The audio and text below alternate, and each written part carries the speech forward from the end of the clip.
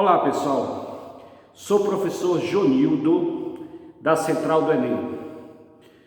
Nossa terceira aula, nossa terceira videoaula, eu vou falar sobre classicismo português, também chamado de Renascimento em Portugal. Esse movimento ele durou apenas um século, durou o século XVI. Mas antes de falar desse movimento, vamos ver o que a matriz de referência em linguagens pede. Na competência diária 5, habilidade 15, eles pedem para você relacionar, o movimento literário com o contexto histórico-social da época, Essa relação que eles pedem no Enem, certo? Então vamos começar.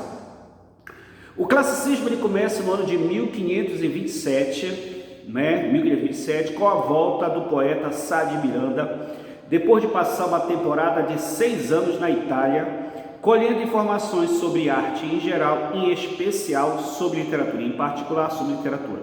E termina esse movimento no ano de 1580, No ano de 1580 morre Camões, morre simplesmente o classicismo, já que Luís Vaz de Camões ele era o principal idealizador do movimento, certo? Primeiro, o que foi esse classicismo português, também chamado de Renascimento em Portugal? Você deve prestar atenção que o classicismo ele é uma continuidade do humanismo, Tanto é que as características praticamente vão ser acrescentadas. Por exemplo, nós temos a valorização do homem no humanismo, que nós vamos ter também a valorização do homem aqui no classicismo, Então, o movimento classicismo, ele simplesmente é uma continuidade do humanismo, tá certo?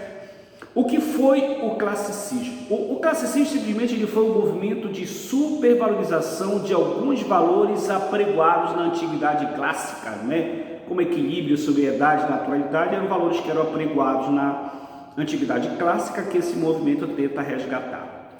Origem desse movimento, lógico, se eu coloquei para você Renascimento em Portugal, a origem é portuguesa ou italiana por causa da Renascença. O marco inicial, falei para você que esse movimento ele não tem como obra, que marca o início desse movimento, ele tem um acontecimento que é justamente a volta do poeta Sá de Miranda, depois de passar uma temporada de 6 anos na Itália, colhendo informações sobre arte em geral, em especial e em particular sobre literatura, Esse seria o marco inicial do movimento. O contexto histórico desse movimento, você tem aqui a ascensão da burguesia, ela surge no humanismo, aqui ela está em franca ascensão, a centralização do poder nas mãos do rei, chamado absolutismo monarca, reforma protestante, grandes navegações, que vai ser o episódio que vai inspirar Camões a compor os Lusíadas, considerada a maior epopeia portuguesa, O Lusíada, você sabe que é uma obra que foi publicada no ano de 1572, ela narra a aventura de Vasco da Gama para as Índias, para o Oriente, Nós temos esse episódio das grandes navegações como sendo, o episódio das grandes navegações como sendo o episódio que vai inspirar Camões a compor os Lusíadas. Invenções e progresso científico, uma invenção da imprensa por Gutenberg, Então, justamente nesse período aqui do classicismo, surge a imprensa por Gutenberg. Esse seria o contexto histórico, o momento histórico do classicismo, Os principais autores desse movimento, nós temos o Sá de Miranda, praticamente, que é o cara que traz as inovações para Portugal, depois de passar aquela experiência todinha na Itália, e ele, o mais importante de todo, o maior poeta português, chamado Luís Vaz de Camões, Camões é considerado o maior poeta português. São os dois considerados os principais. Temos Antônio Ferreira, mas com destaque aqui para Luís de Camões. Como principais características desse movimento, nós temos culto e imitação dos clássicos, neoplatonismo, alusão ao filósofo Platão, mitologia grega, greco-latina, greco-romana. Essa escola ela faz alusão a deuses, semideuses e as musas, chamadas ninfas, que eram as consideradas musas do rio Tejo, Que mais? Perfeição formal, a preferência que ele tinha pelo soneto, que Camões vai compor para mais de 200 sonetos. Dentre os mais importantes, nós temos o amor é fogo que arde sem se ver, alma minha gentil que te partiste, mude-se os tempos, mude-se a vontade. São muitos sonetos principais de Camões. né? Nós temos o racionalismo, né, uma das principais características. Nós temos a linguagem erudita, que é a linguagem dos clássicos, e nós temos a presença do doce estilo novo, que é a preferência que eles tinham pelo soneto. São as principais características desse movimento que você não pode esquecer, você que vai fazer o Enem, né? A perfeição formal, o equilíbrio de formas, né, o racionalismo e a presença da mitologia grega.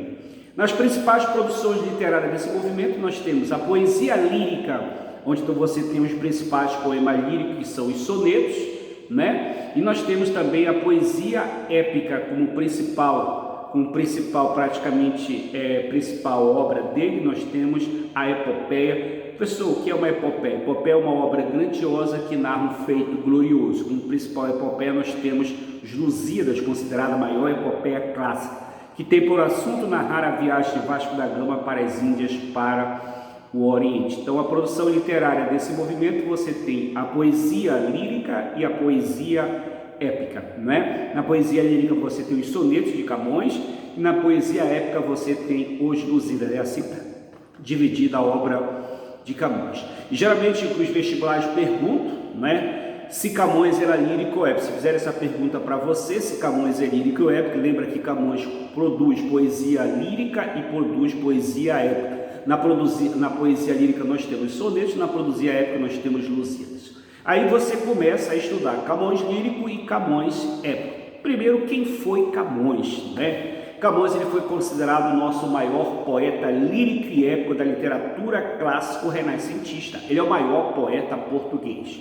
né? Tanto é que quando ele morre no ano, né, de 1580, ele morre no dia 10 de junho de 1580, morre Camões, morre o idealizador do movimento, morre o classicismo, já que ele era o idealizador desse movimento, né? Suas principais obras, nós sabemos aqui as principais obras dele, nós temos, né, os poemas líricos, né? Os poemas líricos são os sonetos. Camões escreveu uma média de 154 a 200 sonetos, né? Seria a parte da produção dele. Suas principais características, né? Camões ele obedeceu o princípio clássico da imitação, ele tinha a perfeição formal, a preferência que ele tinha pelos sonetos. Nós tínhamos o racionalismo, que eram as principais características do autor, que não deixa de ser também as características da escola literária, né? Era característica de Camões e também era característica da escola literária. Bem, essas são as principais características. Aí depois você tem que saber quais são os principais temas de Camões. Camões ele usava duas temáticas em seus textos. Ele usava o amor, esse amor quase sempre relacionado à idealização da mulher, né? E aqui você tem que fazer a diferença, o que vem a ser o amor platônico e carnal, que geralmente eles perguntam isso nos vestibulares, né? O amor platônico é aquele amor não correspondido, e se correspondido só à distância, e o amor carnal, né, ou também chamado de sensual, que é o amor presencial, o amor realizado. Então essa diferença você tem que saber. Então, primeiro tema, o amor.